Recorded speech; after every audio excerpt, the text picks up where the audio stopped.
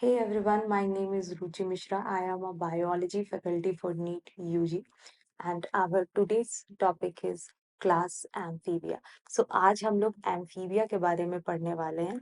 So amphibia जो है ये दो वर्ड से मिलके बना हुआ है. The first word is amphi and second word is bia. ठीक है, जो कि बायो से आया है जिसका मतलब होता है लाइफ. ओके, सो यहाँ पे जो इनका लाइफ है ये डुअल लाइफ है. मीन्स एक लाइफ एक तो हमको ये पानी में देखने मिलेगा एंड सेकंड ये हमको जमीन पर भी देखने को मिलेगा. दैट्स वाई हम डुअल कहते हैं, डुअल लाइफ कहते हैं.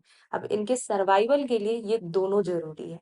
दैट्स वाई इनका नाम एम्फीबिया पड़ा है. क्यों जरूरी है इसको हम आगे समझेंगे. हमारा जो पहला टॉपिक है दैट इज हैबिटेट. हैबिटेट का मतलब क्या होता है? हैबिटेट का मतलब सबसे पहले तो बच्चे ये बिल्कुल भी नहीं होता है कि हैबिटेट मीन्स हम किसी हैबिट की बात कर रहे हैं. हैबिटेट मीन्स हम उस पर्टिकुलर लोकेशन की बात कर रहे हैं जहाँ पे हमको ये एम्फीबियंस देखने मिलेंगे. ठीक है, मीन्स बेसिकली ये एम्फीबियंस हमको इसका बोले तो सिंपल लैंग्वेज में निवास. ठीक है, ये कहाँ निवास करेंगे, ये कहाँ रहेंगे, वो पर्टिकुलर लोकेशन क्या होगा, उसी को हम हैबिटेट कहेंगे. तो हैबिटेट की जब हम बात करें तो यहाँ पे हमको मिलेगा एक तो कि ये पानी में मिलेगा, इट मीन्स एक्वेटिक. एंड दूसरा जमीन पे जिसको हम क्या कहते हैं, टेरिस्ट्रियल कहते हैं. तो ये टेरिस्ट्रियल वर्ड से नहीं डरना है, इसका मतलब होता है बात हो रही है लैंड की. ठीक है, यानी ये जमीन पे रहने वाला भी है. ओके, अब बॉडी की बात करें तो इनका जो बॉडी है वो सिर्फ 3 पार्ट में डिवाइड है. ओके, इनके पास एक चीज जो आपको याद रखना है दैट इज नेक नहीं होता. जैसे हम अपने बॉडी की बात करें, ठीक है, तो हमारे पास ये नेक है. वैसे अगर एम्फीबियंस है तो उनमें नेक नहीं होगा. तो क्या होगा देखते हैं. सबसे पहले तो हेड होगा जैसे कि हमारे में है. देन हमें नेक को हटा देना है, नेक नहीं होगा. एंड डायरेक्ट होगा ट्रंक एंड देन टेल होगा. तो किसी किसी एम्फीबियन में टेल होता है, सारे एम्फीबियंस में टेल नहीं होता है. अगर हम देखें यहाँ पे सैलेमेंडर, तो यहाँ पे आपको ये टेल दिखाई दे रहा होगा. इट मीन्स कि हमारा ये जो सैलेमेंडर है ये कैसा एम्फीबियन है, ये एक टेल्ड एम्फीबियन है. ओके, इनके बॉडी की बात करें तो ये रहा हेड एंड ये रहा इनका ट्रंक एंड टेल इन सम. तो ये रहा इनमें ये टेल, सैलेमेंडर में मिल गया. तो ये head, this is trunk and this is tail. Okay, अब हम बात करें लिम्स की. ठीक है, तो ये जो लिम्स है ना जिसको हम लोग आम भाषा में हाथ और पैर बोल देते हैं. ठीक है, तो ये रहा लिम्स, इनमें भी हमको देखने को मिलेगा एंड दो पेयर होगा. ओके, एक होगा हम हाइंड लिम्ब एंड एक होगा फोर लिम्ब. ठीक है, फोर लिम्ब मीन्स फोर का मतलब ही आगे एंड हाइंड का मतलब ही पीछे वाला. ठीक है, तो ये वाला जो इनका आपको ये दिख रहा है लिम्ब जो कि आगे की साइड है, इसको हम कहते हैं फोर लिम्ब. एंड ये जो पीछे की साइड बना हुआ है इसको हम कहते हैं हाइंड लिम्ब. ठीक है, तो ये भी इनके पास दो होता है और आप देखे भी होंगे मेंढक को. अब स्किन की बात करें तो स्किन इनका कैसा होता है, तो इन स्किन जो है इनका काफी मॉइस्ट होता है. ठीक है, इनका स्किन जो है वो रफ स्केली बिल्कुल भी नहीं होता है. ओके, इसका स्किन काफी मॉइस्ट एंड स्मूथ होता है, विदाउट स्केल्स होता है. तो जो हम यहाँ पे देख सकते हैं इनका जो स्किन है ये काफी हम लोग को एकदम चमकता हुआ सा दिखाई दे रहा है ना. अब हम बात करें आईज की, तो आईज में आईलिड प्रेजेंट होता है. What is eyelid? ये पलके की बात हो रही है, पलक. ठीक है, तो जो मेढक का आंख है उसमें पलक प्रेजेंट होता है. और बात करें ईयर की, तो ईयर में इनके पास प्रेजेंट होता है टिम्पैनम. सो ये वाला जो आपको यहाँ पे ऐसा दिखाई दे रहा है दिस इज टिम्पैनम. ठीक है, टिम्पैनम एक मिडिल ईयर है. हम बात करें हमारा ये जो ईयर है दिस, इसको हम कहते हैं पिन्ना, जो कि हमारा एक्सटर्नल ईयर है.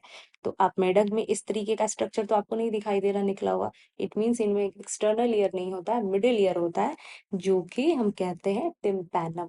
ओके, अब हम बात करें रेस्पिरेशन की. ठीक है, तो ये रेस्पिरेशन के लिए इनके पास गिल्स होता है, लंग्स होता है, स्किन होता है. बट आपको पता है कि गिल्स जो होता है वो आपको मोस्टली एक्वेटिक में देखने मिलता है. तो ये जो गिल्स है ये भी इनका काम करेगा जब ये पानी में होंगे. ठीक है, लंग्स की बात करें तो लंग्स तब काम करेगा जब ये लैंड पर होंगे. ठीक है, L for lungs and L for land, तो आप याद रखेंगे जो लंग्स है वो हमारा लैंड पे काम करता है. स्किन की बात करें तो स्किन जो है वो दोनों जगह काम करता है. मीन्स वो लैंड पर भी रेस्पिरेशन करने में सक्षम होगा प्लस अंडर वाटर भी. ओके, अब हम इनके हार्ट की बात करें तो इनका जो हार्ट है बच्चे वो कितना चैम्बर्ड होता है, 3 चैम्बर्ड इनका हार्ट होता है, जिसमें से कि 2 ऑरिकल होता है और एक होता है वेंट्रिकल. ठीक है, तो इनका जो हार्ट है वो कैसा हो गया, 3 चैम्बर्ड हार्ट. अब हम बात करें नया टॉपिक जो इसमें आ रहा है, दैट इज जो आप लोग को आई थिंक थोड़ा बहुत डाउट होता होगा, क्योंकि इस हम लोग जब आगे पढ़ेंगे तो वहां पे हम लोग को और भी इसका जिक्र होगा। एनिमल किंगडम में तो ये वर्ड बढ़ बढ़ के आना है, पोइकिलोथर्मल एंड कोल्ड ब्लडेड, ये क्या होता है? तो body temperature varies with change in temperature of environment. Okay, कहने का मतलब ये है बच्चे कि बॉडी का जो टेम्परेचर है वो चेंज करेगा। कब चेंज करेगा? जब एनवायरनमेंट का जो टेम्परेचर है ना वो क्या होगा, जब उसमें चेंज आएगा। अब मेरे पास एक एग्जाम्पल है इसको समझाने के लिए बच्चे, कि एक एनवायरनमेंट है जहाँ पे टेम्परेचर है -20 डिग्री सेल्सियस, एंड दूसरा जो है वहां का टेम्परेचर है minus sorry only 50 degree Celsius. एक जगह -20 एंड एक जगह 50। अब बॉडी का टेम्परेचर यहाँ पे क्या था, बॉडी का टेम्परेचर वेरी कर रहा है with the change in temperature of environment. अब बाहर का एनवायरनमेंट का टेम्परेचर हम -20 दे दिए, तो इससे क्या हुआ कि इसके बॉडी का भी जो टेम्परेचर था वो कितना हो गया, -20 डिग्री सेल्सियस। वहीं पर हम यहाँ पे थोड़ा सा गर्म एनवायरनमेंट कर दिए थे, थोड़ा सा नहीं, 50 डिग्री बहुत ज्यादा होता है, तो 50 डिग्री सेल्सियस कर दिए थे, तो मेढक के बॉडी का जो टेम्परेचर था, क्या ये सराउंडिंग के टेम्परेचर जितना हो गया? ठीक है, तो इस तरीके से अगर ऑर्गेनिज्म बॉडी के टेम्परेचर को चेंज कर ले रहा है, किसके टेम्परेचर के अकॉर्डिंग, तो टेम्परेचर ऑफ इन्वायरमेंट के अकॉर्डिंग, तो ऐसे एनिमल्स को हम क्या कहते हैं, पॉइकिलोथर्मल और कोल्ड ब्लडेड। इसका मतलब ये बिल्कुल भी नहीं होता है कि इनका खून ठंडा होगा। ठीक है, कोल्ड ब्लडेड का मतलब आप समझ गए, या कोल्ड ब्लडेड भी कह सकते हैं इनको, और इनको हम पॉइकिलोथर्मल भी कह सकते हैं। जैसा बाहर का टेम्परेचर होगा वैसा ही टेम्परेचर कैसा हो जाएगा, बॉडी के अंदर का टेम्परेचर हो जाएगा।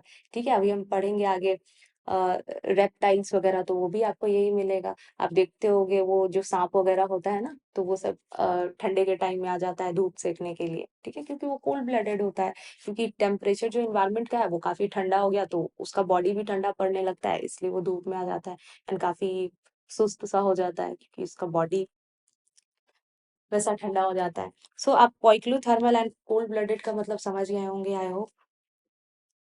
सो नेक्स्ट चीज है बच्चे कि इनका ये डायोसियस होते हैं। डायोसियस का मतलब क्या होता है, सेक्सेस आर सेपरेट बोले या फिर हम डायोसियस बोले, बात जो है वो क्या है, एकदम इक्वल है। डायोसियस कहने का मतलब है कि having male and female reproductive organ in separate individual. ठीक है, जैसे हम ह्यूमंस में क्या होता है कि जो मेल रिप्रोडक्टिव ऑर्गन है वो मेल में है, जो फीमेल रिप्रोडक्टिव ऑर्गन है वो फीमेल में है। ठीक है, तो बेसिकली दो बॉडी है, तो इसीलिए हम इसको कहते हैं डायोसियस बोले, या फिर सेक्सेस आर सेपरेट मीन्स जो सेक्स ऑर्गन्स है वो सेपरेट है, वो अलग बॉडी में है, मेल का अलग बॉडी में, फीमेल का अलग बॉडी में, तो ऐसे को हम कहते हैं डायोसियस। यहाँ पे ये जो सिंबल है इसका मतलब होता है मेल, और ये वाला जो नीचे प्लस वाला सिंबल है इसका मतलब होता है फीमेल। ओके, अब हम फर्टिलाइजेशन की बात करें तो इनका फर्टिलाइजेशन कैसा होता है, तो एम्फीबियंस का जो फर्टिलाइजेशन होता है वो होता है एक्सटर्नल। अब एक्सटर्नल फर्टिलाइजेशन कैसे होता है, तो वो देखो, सबसे पहले तो आप ये सुने होगे कि मेढक जो है वो टर टर करता है ना रेनी सीजन में। तो वो क्यों करता है, वो फीमेल पार्टनर को अट्रैक्ट करने के लिए करता है, ठीक है, सो दैट मेट करने के लिए। तो वो जो फीमेल पार्टनर होती है, ये लोग जाता है पानी में, ठीक है, और पानी में ये लोग क्या करता है, एक सेकेंड, ठीक है, ये सारा कुछ जो सीन चल रहा है ये सब कुछ चल रहा है अंडर वाटर। ये तो गंदा लग रहा है बट कोई नहीं।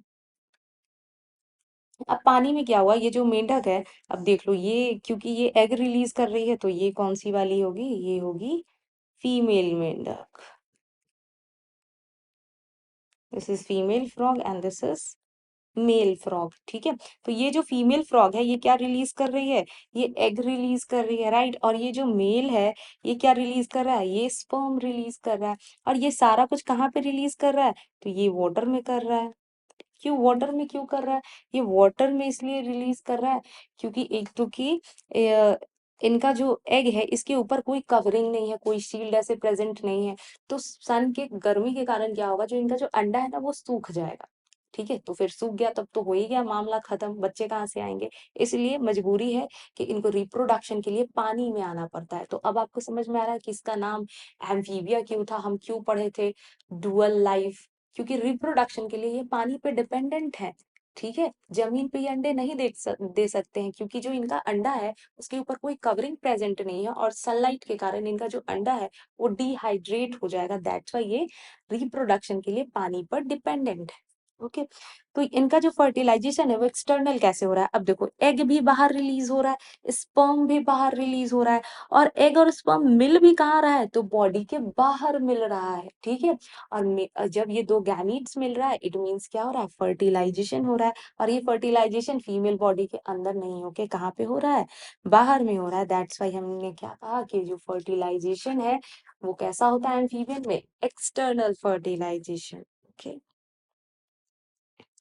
Next point is oviparous. Oviparous का मतलब क्या होता है? ओवीपेरस कहने का मतलब होता है ऐसा ऑर्गेनिज्म बच्चे जो कि क्या रिलीज करेगा? जो एग ले करने वाला है उसको हम क्या कहते हैं? ओवीपेरस, अंडे देने वाले को।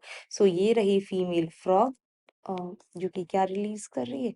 एग दे रही है बच्चे, यानी एग ले कर रही है, इसलिए हम इसको क्या कहेंगे? ओवीपेरस है ये। Indirect development. इनडायरेक्ट डेवलपमेंट कहने का मतलब ये होता है कि एडल्ट बनने से पहले वो एक लार्वल स्टेज होगा उसका। ठीक है, तो यहाँ पे there is a larval stage during development. तो लार्वल स्टेज जहाँ पे बनता है वैसे वाले डेवलपमेंट को हम कहते हैं इनडायरेक्ट डेवलपमेंट। अब बताओ, अगर लार्वल स्टेज नहीं बनता तब डेवलपमेंट क्या होता है? Direct development. ठीक है, तो कहीं भी अगर इनडायरेक्ट डेवलपमेंट लिखा हुआ है, इट मीन्स वहां पे क्या बन रहा है? लार्वा होगा, और लार्वा से क्या बनेगा? एडल्ट बनेगा। तो इसलिए इसको हम क्या कहेंगे?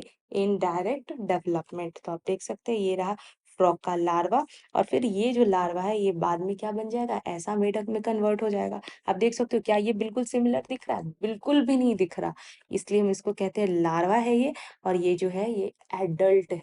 ठीक है, नेक्स्ट पॉइंट है हमारा क्लोका। क्लोएका क्या होता है? क्लोएका का मतलब होता है एक कॉमन ओपनिंग होता है, ये और कुछ नहीं होता। और किसका किसका ओपनिंग होता है? तो एलिमेंट्री कनाल का, urinary tract and genital tract का। तो ये थोड़ा देख लीजिए, ये होता है क्लोएका इनका। ठीक है, एक कॉमन चैम्बर है, एक कॉमन ओपनिंग है। अब यहाँ पे क्या होता है? एलिमेंट्री कनाल, एलिमेंट्री कनाल भी खुल रहा है यहाँ पे यूरिनरी ट्रैक्ट भी खुल रहा है, और यहाँ पे जेनाइटल ट्रैक्ट भी खुल रहा है। और ये जो कॉमन चैम्बर जहाँ पे ये खुल रहा है, इसको हम क्या कहेंगे? इसी को हम कहेंगे क्लोएका। ठीक है, तो ये कहाँ पे खुलता है? तो ये बॉडी के आउटसाइड में खुल रहा है, क्योंकि एलिमेंट्री कनाल से भी जो चीजें हमको उसको क्या करना है? बाहर निकालना है। यूरिनरी, यहाँ पे जो सुसु है उसको भी बाहर निकालना है। जेनाइटल ट्रैक्ट यानी जो एग है, स्पर्म है, उसको भी क्या करना है?